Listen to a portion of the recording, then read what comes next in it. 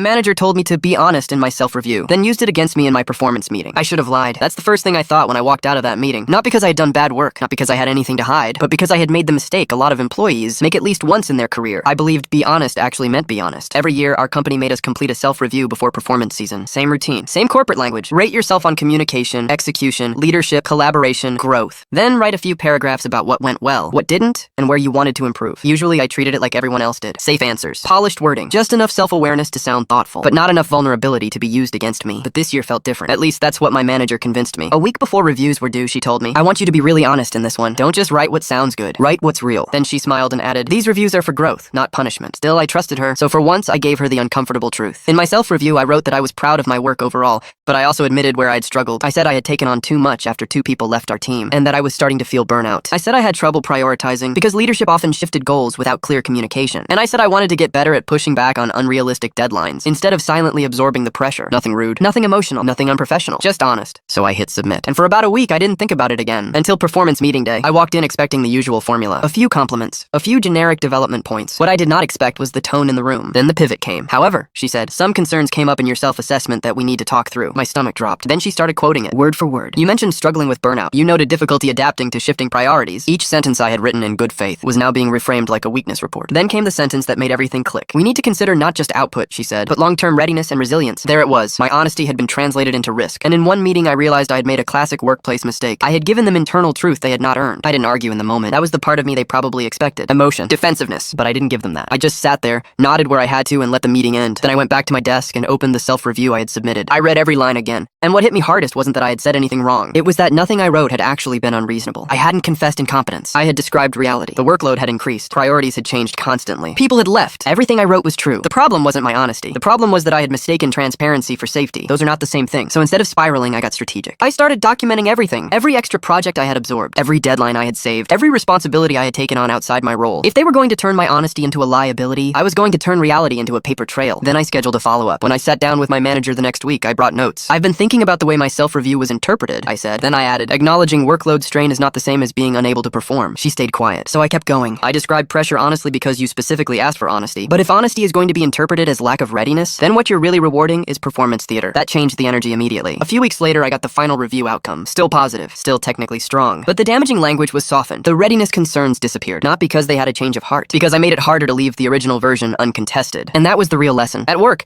honesty without leverage is often just unpaid self-exposure. And if a manager ever tells you, "Be completely honest, this is just for growth," make sure you understand who gets to define what your honesty means once you hand it over. Because sometimes the most professional thing you can do is stop giving people access to truths they haven't proven they know how to handle.